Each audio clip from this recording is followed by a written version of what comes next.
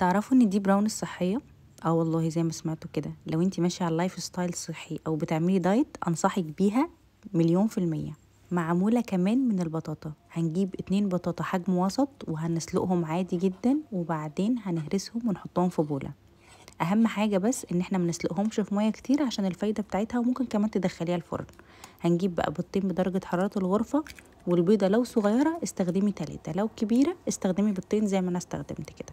طبعا البيض يعني فانيليا، فهنحط الفانيليا بتاعتنا كيس او 2 زي ما تحبي. ربع كوباية من الزبدة، والزبدة دي طبيعي فصحية، ممكن تستبدليها بزيت جوز هند لو عندك. وهنزود عليهم نص كوباية من الدارك شوكليت. انا حطيت ميكس كده ما بين الشوكليت شيبس والشوكليت العادية. عندك نوع بس واحد شوكولاتة غامقة حطيه، وده مش هيفرق كتير خالص، انا عشان عندي الاتنين فانا حطيتهم، بس الموضوع عادي جدا، اللي عندك حطيه. معلقة ونص كبيرة من كاكاو خام من غير سكر. وهنحط عليهم بقى 3 معالق كبار من العسل، ممكن بدلهم بقى سكر ستيفيا، سكر دايت، ممكن الميبل سيرب بتاع البانكيكس اللي عندك حطيه برضو.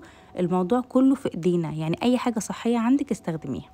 هنقلب بقى كل المكونات دي تقليبة حلوة قوي قوي قوي. انا غلطت غلطة واحدة بس، ان انا ما هرستش البطاطا بتاعتي كويس جدا. لازم تهرسيها كويس قوي، ممكن كمان تحطيها في الكبة، علشان انا وانا بقلب كده حسيت ان في قطع باينة، بس انا ما ضايقتنيش. يعني لما جيت كلتها بعد كده ما ضايقتنيش خالص، كان طعمها عادي جدا ومقبول، يعني ما حسيتش باي فرق بصراحة. بس انا بقول لو حابة ان الشكل يكون سموذي اكتر من كده. هنجيب بقى صينيه فيها ورقه زبده، وهنحط الخليط بتاعنا ده. وطبعا اهم حاجه في المرحله دي ان احنا نفضي البوله كويس جدا يعني ما نسيبش منها فتفوته زي ما انا عملت. هنفردها بقى كويس جدا كده بالراحه، ونكون مسخنين الفرن بتاعنا على درجه حراره 180، او ممكن كمان تحطيها في الاير فراير، يعني براحتك برضو. انا مش عارفه اسهلها عليكم اكتر من كده ايه، اهو بعمل لكم حاجات صحيه وسهله برضو يعني كتر خيري بصراحه. اهم حاجه بس نفردها كويس، والمقاس بتاع الصينيه دي 20 25، ما تبقاش اكبر من كده، لان انا بحب السمك بتاعها بيكون تخين زي البراونز العاديه، يعني تكون تخينه كده وفادجي من جوه عشان ما نحسش باي فرق. حطيت كمان شويه شوكليت شيبس من فوق، يعني شوكليت دايت دي دارك يعني يا جماعه، مش ما فيهاش سكر كتير يعني. المهم هدخلها بقى الفرن، هتقعد بالظبط تلت ساعه او نص ساعه على حسب درجه حراره الفرن بتاعتك، على درجه حراره 180 زي ما قلت لكم.